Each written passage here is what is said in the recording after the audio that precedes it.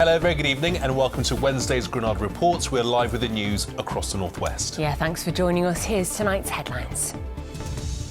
The women who did their best in an unthinkable situation. Southport dance teachers give heartbreaking evidence to the public inquiry. Taking their campaign to the top, families from the northwest lead the call for compensation after a prescription drug harmed their babies. It is just disgraceful that families across the country are still waiting, and we shouldn't have to be here bringing disabled children to number 10 Downing Street.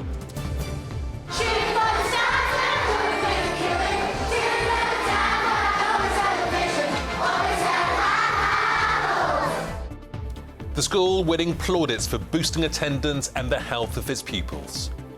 If they are carrying something that is making them, feel upset or sad or worried or nervous, that they know that they can come and talk to all of those adults that they see every day, dancing with them, singing with them. Unsettled, showery weather is certainly giving us some fantastic weather photographs. Don't forget you can send us yours, and I'll have all your details in the weather later on. Yeah, you're not wrong, Joe. The rain has certainly started here in London. I'll be on the red carpet at the National Television Awards for its 30th anniversary show. Find out at the end of the programme which North West stars could win big tonight.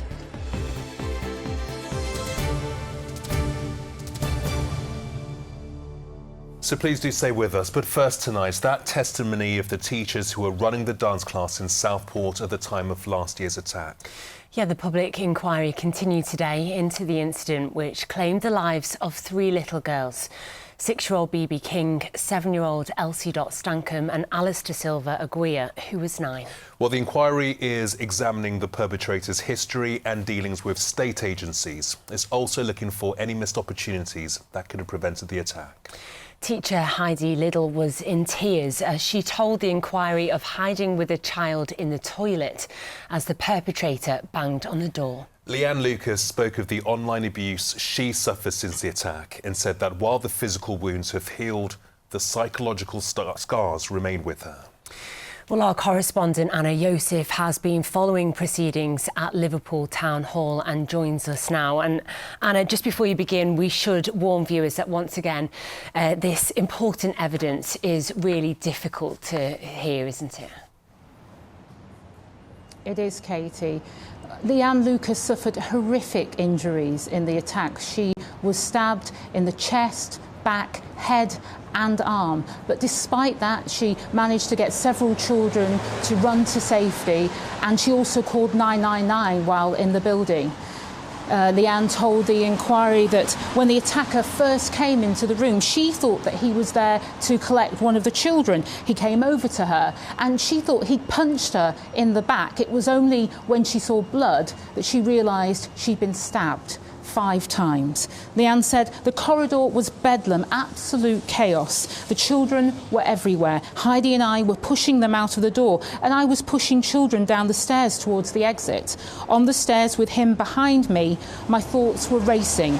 Nobody knows where we are. Nobody is coming. How much time do I have left?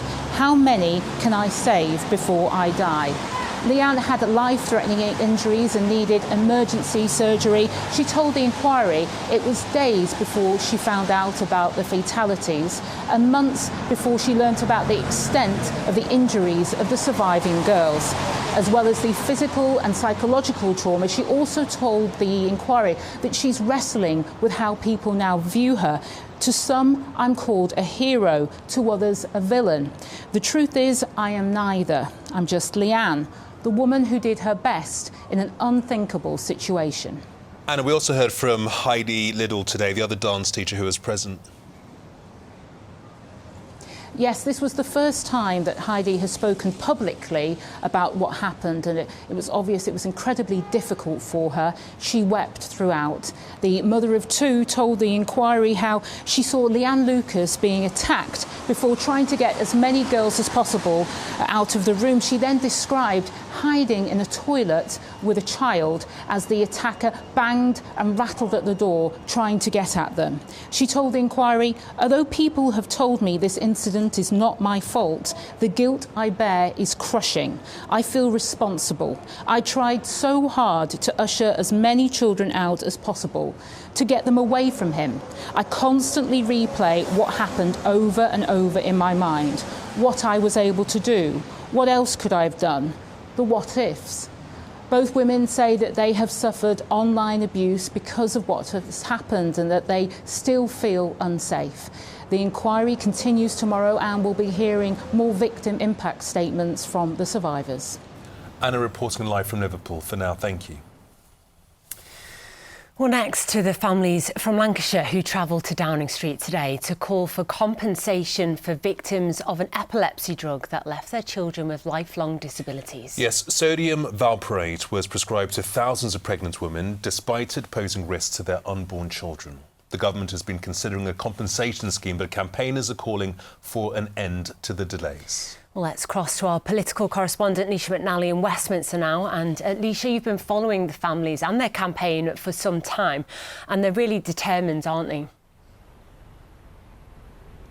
That's right. A journey to London in a rainstorm with a tube strike is nothing compared to the hurdles that these families have already overcome. They're campaigners who fought for the truth for years, working to prove that their babies had been exposed to avoidable harm and that multiple governments knew about the risks posed by sodium valproate but failed to adequately warn pregnant women. The result is thousands of babies who are born with something called fetal valproate spectrum disorder. It includes a range of physical disabilities and learning difficulties and means that many of those affected will be unable to live independently. That's why campaigners say that government compensation is so important. Now, one of the parents who made the journey today was Jade from Burscough. She came with her son Tyler, and she says that financial redress would give him a future. We could put more things in place. It would mean security. We wouldn't have to worry. We'd know that he was always going to be okay when I'm not here. It would massively help. And every day that this compensation's delayed, more people are suffering. You know, kids are getting older. They're adults. Most of them aren't kids now. Their future's just slipping away. People can't wait anymore. Now, these families actually thought their fight was over a year and a half ago when the Patient Safety Commissioner published an independent report recommending that a compensation scheme be set up exactly like the ones for the infected blood scandal. She said the payments were urgent, but ever since then there's been very little announcement on any progress being made. And today campaigners walked up Downing Street to hand a letter in to the Prime Minister. It's signed by more than 200 people and calls for a clear timeline to be set out. We've had cross-party support from the whole of Parliament, and yet again we are still waiting. Civil servants seem to be kind of blocking this, and it is just disgraceful that families across the country are still waiting, and we shouldn't have to be here bringing disabled children to number 10 Downing Street. Kicking it into the long grass is something that they've always done, and we've been here 14 years doing this now. However, there's only a certain length of time that you can carry on doing that. Well, I've asked the Department for Health about this a number of times since the general election. I'm always given a very similar answer. They say this is a complex area of work which they are carefully considering. I've had no update today, but you can bet that until a compensation scheme is set up, people like Janet, Emma and Jade will keep on knocking on the government's door. OK, Leisha McNally in Westminster tonight. Thank you. To the rest of the day's news now, and staying with politics for a moment, and the Wirral MP Alison McGovern has withdrawn from the race for deputy leader of the Labour Party. In a statement, the MP for Birkenhead said she was going to support the Education Secretary Bridget Phillipson. Two North West MPs, Manchester Central's Lucy Powell and Liverpool Wavertree's Paula Barker, go into a virtual hustings event tonight. Car production at Jaguar Land Rover in Halewood on Merseyside remains paused today, with the company now admitting that some data was accessed in a cyber attack. JLR had previously said there was no evidence data had been stolen. The company, which also has two sites in the Midlands, says it will contact anyone whose data may have been affected. All JLR plants in the UK have been shut since the cyber attack was detected on the 31st of August. Now, next to the school in St Helens, that's using pop songs, plastic instruments and a cuddly toy to play away anxiety in children as young as 5. Yes, Carmill Primary has seen a big reduction in the number of pupils being referred for mental health help and a rise in those coming to school and staying at school. They say it's thanks to their weekly assembly and lessons in how to manage emotions. Well, the strategies have won the school a national award, and it's not just the kids who are loving it, as Anne O'Connor has been finding out. Assembly at Carmill Primary is not so much kumbaya with the choir. Are band members ready on stage? Yes! More smash hit songs from the school supergroup.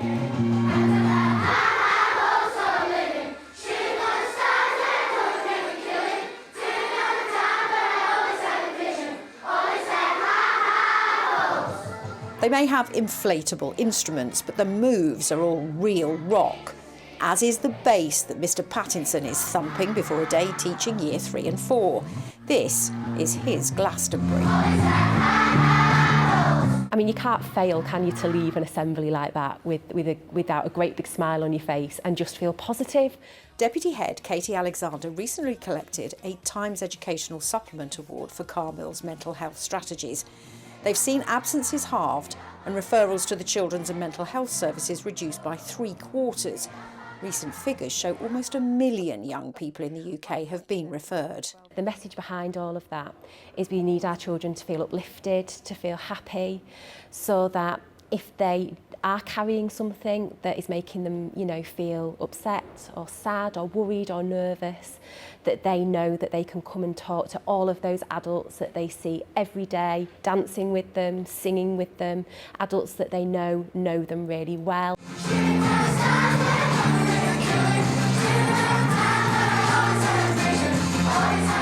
We sang 3 songs and I was playing a saxophone.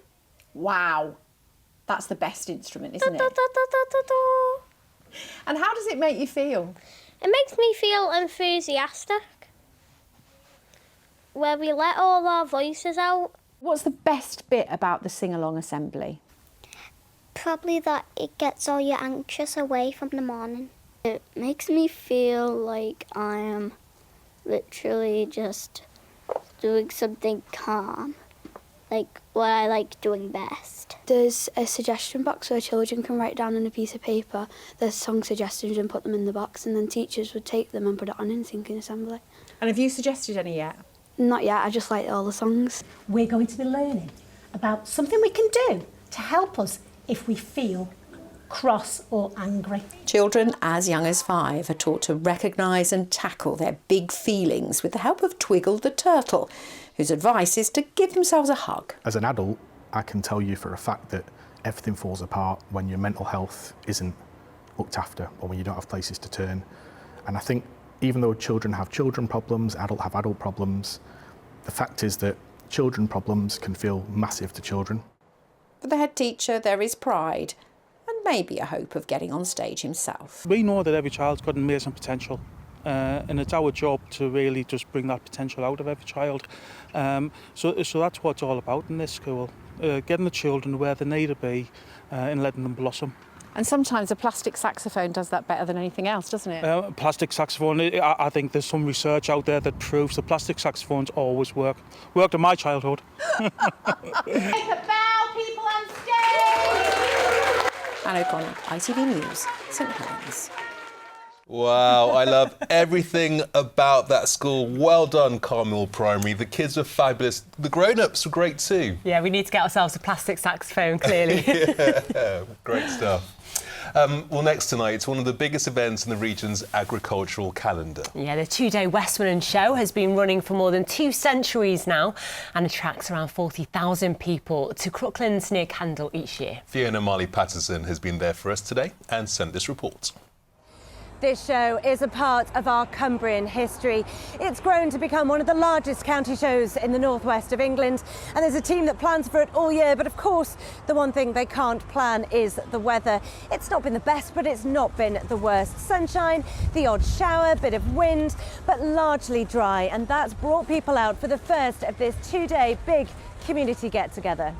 An early start, preening with precision. Wash, shampoo this morning, blow dryer, some grooming products on, some hair mousse that you would use yourself. What are those judges looking for? Judges looking for different breeds, different judges look for different characteristics. So an Angus breed here, a lovely head, good big fluffy ears. The most important bit of any animal is their top line. You get your steaks, your ribeyes, your sirloins, your fillets, everything comes from here. You know, you have your rumps back here, but this is where the best of the best are on here. So the wider she is and more meat she's on, the better she is. Then into the show ring where everyone wants to be like Elizabeth. As one farmer enviously told me, winning everything. It really means a lot because friends that are helping you, you're showing against them, and then when you've showed against each other, you're helping each other, and because it is quite a lonely job, but if you stick by your friends that are interested in the same thing and your family that are interested in it, then it's important to have those people to keep you wanting to do it. I could get the biggest kick from homebred because I've chosen the female, I've chosen the male, and the outcomes actually clicked. Yes, bonus. It's great. When you have a show, you know, it's a day off, although it's harder work than working, but you get to see everybody and you have a good crack. It's a day to inspire the next generation. Learn a lot about how much cattle can be here, how the competition can be tough and all that. Hopefully we'll win the whole show. And it's a day swapping what can be lonely fields for a chance to talk and know you're not alone in the challenges you're facing. So the biggest issue is inheritance tax, frustration. There is some anger there as well. They've got to make sure that they've got capital there to perhaps spend on tax if they need to. And that means they're not investing in the sorts of equipment that they should be to grow and build their businesses.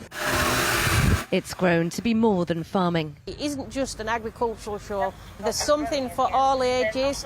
We've got big groups of school children today and tomorrow, which is good to see. We've got an egg show today. We've got hounds and terriers. We've got rabbits tomorrow.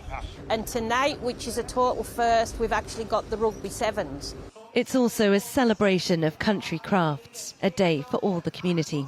The pigs were really cute.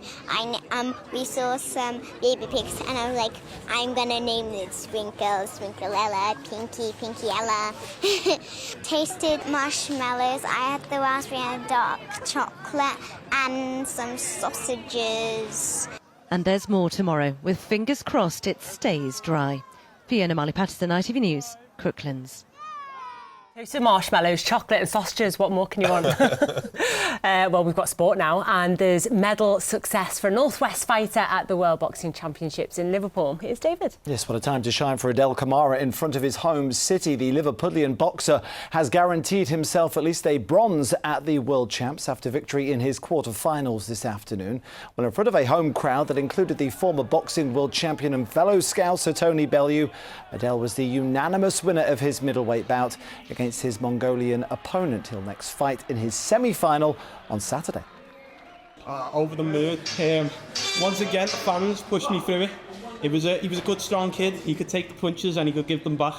But at the end of the day, I was too fast for him, too skillful, and I got the win. It's going to be a gold. There's no ifs, buts or maybes. I'm going to get that gold medal. Yeah, rising star. Well, next to football, and England manager Thomas Tuchel praised Marcus Rashford's impact after he came off the bench to score his first international goal in almost 2 years. Well, the forward, who is currently on loan at Barcelona from Manchester United, scored an 89th minute penalty as England won 5-0 against Serbia in their latest World Cup qualifier. Well, next to the good work being done by one of our football clubs to provide thousands of free PE kits to school children. Throughout this month, Stockport County will hand out 4,000 kits to more than 50 local schools. The club's Kits by County campaign wants to help break down barriers stopping children from playing sport. Former tennis player Naomi Brodie, who's from Stockport, showed her support by joining some of the players as they delivered bags at Aswood Primary School. We all had to start somewhere, right? And I remember being this age and being in primary school and not having the most of, like, the best of things at times, and being able to give back to the community is a fantastic opportunity for myself and the club. When you're from Stockport, community is really important to you. Sport's a massive leveller. I think it doesn't matter where you come from, which class you're from, if you're from money or not. I think it's just on your talent, but if you've not even got the stepping stone to get into sport, you're never going to be given those opportunities. So this initiative is really important to give all children the opportunity to get started. Suicide Prevention Day today, and former Liverpool boss Jurgen Klopp is one of 50 top football managers backing a campaign to help save lives. Preventing suicide is an important issue, and tragically, too many lives are lost each year. Well, Klopp, along with the current Liverpool boss Arne Slot and Manchester United's head coach Ruben Amorim, are among the well-known names supporting NHS Greater Manchester's Shining a Light on Suicide campaign. They're encouraging fans to learn how to spot the signs that someone is thinking of suicide. The North West has the highest number of deaths by suicide in the country. Well, this is always a very poignant day for everyone connected to Wigan Warriors Rugby League Club. 15 years ago this month, one of the club's heroes, Terry Newton, took his own life. Now Wigan have created a garden space at their training ground, designed to be a safe haven for players, staff, fans and the wider public to encourage conversations about mental health. Ellis Nordhoff reports. It's a sport known for tackling and toughness, now taking the time to talk. At the side of the Wigan Warriors training pitch is the Terry Newton Community Garden. It's a quiet corner for players, fans and the people of Wigan, in memory of one of their own. He was an unbelievable character, but he was a lovable rogue as well. One thing he did before every game to me was he'd put his hand in Vaseline and he'd come over and shake my hand and wish me good luck. I'm a fullback by trade, so I needed to catch the ball a lot, so I spent loads of time in my career in the last 10 minutes before we went out just wiping Vaseline off my hands because he'd do it every single game. But he was, he's a guy, he'd do anything for you, a real teammate. You'd want to be in the trenches with him. Terry was a cult hero, a character on and off the pitch. He took his own life in 2010 at the age of 31. Wigan has one of the highest suicide rates in the country, a statistic which motivates the players to show their support for the town that supports them. We want to do something about it, so hopefully not just this as a physical place, but also a symbol of support and encouraging people to be kind to one another and reach out to support one another. But I remember seeing some games with him when I was younger and just remembering how tough he was as a man and as a player, and the fact that his life was ended so shortly due to battles with mental health is something that's very sad. And his dad and some of his ex-players have been around the training ground today, and it was just lovely to hear how they've sort of flipped such a negative, awful situation and now trying to make a difference in the wider community. Some people said, does it not make you sad, all this? I said, no, it gives me a boost. Absolutely. It does. I love it. Amongst others at the garden was Nina Smith. She lost her brother Will to suicide. My little brother's a big Wigan fan, and I'm sure he's watching somewhere really jealous that I've been with the players today. So yeah, it does mean a lot, and I'm really grateful to the club for doing it and showing such dedication to such an important issue to our town. So thank you to Wigan Warriors. It's a place where Wigan players can talk about their feelings, a safe space where they can block out the noise and focus on what matters. All in memory of Terry Newton, and hopefully it might just save a life. It's a macho, aggressive, physical sport, and potentially, people haven't felt that they've been in a position or in a safe space to open up and talk about challenges. But, if we keep looking after each other, keep being kind to each other and keep checking in with each other, then that can only be a good thing. Terry's legacy will live on through this garden as many come to sit and open up about their troubles. And the people of Wigan scrum together in support. Ellis Nordhoff, ITV News. Yeah, another great lasting tribute to Terry. And if you've been affected by any of the issues in Ellis's report, then you can find information to help and support on our website. But that is all your sport for tonight. Great, thank you, David. Well, tonight marks TV's biggest night of the year, the National Television Awards, taking place live from the O2 Arena in London. And in true North West fashion, we have a fantastic lineup of local stars nominated for the awards. Our entertainment correspondent Caroline Whitmore joins us now live on the red carpet. And it's a very special year for the awards this year, isn't it, Cal? Yeah, thanks, Katie. It's a really extra special year this year for the National Television Awards because it's 30 years since it's been on our screens. So we're here at a very wet O2 Arena in London. The sun hasn't come out for this 30th anniversary year, but the North West nominees are flying the flag this evening. We've got 15-year-old Owen Cooper, of course, from Warrington. He was in the new drama Adolescence. Now, he's up for an award Award this evening alongside Kirby's very own Stephen Graham, who of course played his dad. Now, they are going head to head in the same category, but they are not here this evening. I think the weather put them off. But someone who is here is Preston's very own Nick Park. Now, he has been awarded the special recognition, of course, for bringing us Wallace and Gromit. So look out for all the Northwest nominees coming up this evening. Now, joining me now, hello, we've got the winners from the Traitors. We've got Jake and Leanne. Jake, you're from the Lake District, aren't you? From Barrow and Furness, the Mighty Barrow, yeah. Mighty Barrow. How is it for you? This is your first National Television Award. It feels a bit surreal, like I'm buzzing to be here. It's amazing, everyone's so nice, and yeah, we're looking forward to the night ahead. Yeah, and Leanne, how was it winning the Traitors? This is huge. Oh my gosh, it's still like, it's just incredible. It's just the best thing that's ever happened. The friendships that I've made from that show, truly they are my best friends, and I'm just so grateful for the whole experience. And it's actually a really special night this evening. You know, what are the highlights of you like from the last 30 years of the National Television Award? I don't know if this was the National Television Awards. Brilliant. Did Davina McCall win a special award last year? Yes, she did. Yes, that is mine. Yes. That is mine. There we go. And Mina, you were a traitor. Do we talk to Mina or not? Shall we talk to her? Only on the weekend. With caution, I'd definitely say with caution. And you're obviously from Liverpool, so how is it for you being here this evening? Oh, it's been so overwhelming, but in the bestest way ever. I was so nervous. I've never done a red carpet before, but being with my best friends just makes it so much better. Meeting loads of famous celebrities that I love, and yeah, I know Traitors are going to win tonight, so that's what's going to be my highlight. Like, it's a fact. Yeah, it's a no-brainer. Like, if they don't win, I want the votes recounted by myself. Yeah. Amazing. Well, listen, enjoy the evening, enjoy your very first National Television Award, and good luck. Let's hope Traitors win. Thank you so much. Thank you very much. Now, you can watch the awards tonight at 8 o'clock on ITV1 and ITVX. Back to you. Oh, thanks so much, Caroline. Oh, she needs a big coat on. She looks absolutely freezing. Good luck to all the runners and riders. Time for a look at the weather now. Here's Joe with the details. Why do I need a shower? I've been out in the rain. The faster you go, the sooner you'll be out. You'll save water too.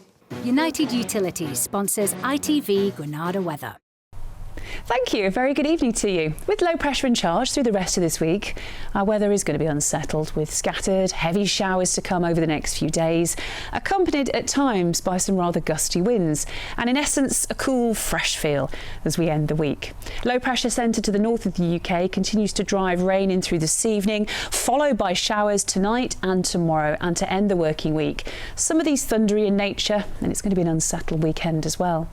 Pretty wet over the next couple of hours, but that rain band pushes northwards, eastwards and away, leaving in its wake a few showers, but also one or two breaks in the cloud tonight. And temperature-wise, rurally it could dip to 7 or 8 degrees. Winds are moving round to a southwesterly before dawn, which will be pushing up some fresher air in coming days. On to tomorrow, and the sun times, it's up at 6:36, setting at 7:38 tomorrow evening. For the northwest of England and the Isle of Man, tomorrow will be a showery day. There will be a few bright spells here and there, but at times those showers will merge together, particularly across Lancashire and Cumbria at first, but anywhere during the afternoon is really going to see some heavy downpours moving through. Gusty winds in the showers and a fresher feel across the board for the northwest tomorrow. 15 or 16 Celsius is in fact closer to average for the time of year than we've seen of late. Showers continue to feature over the next few days, some of them heavy and thundery perhaps on Friday. It's an unsettled weekend with showers on Saturday and a cool, fresh feel. Into Sunday, the potential for some rather wet and windy weather, but temperatures are up a notch to around 18 degrees. Have a good evening. United Utilities sponsors ITV Granada weather. Joe, many thanks indeed. Just a reminder, everyone, as Cal said, the National Television Awards, 8 o'clock on ITV1 and ITVX. Is going to be a great watch. It's going to be very entertaining, I'm sure. Yeah, can't wait. Well, that's it for tonight's Granada Reports. Thanks so much for joining us. The late news is after news at 10. For now, as ever, many thanks indeed for watching, and we shall see you tomorrow. Have a good one. Bye-bye. Bye-bye.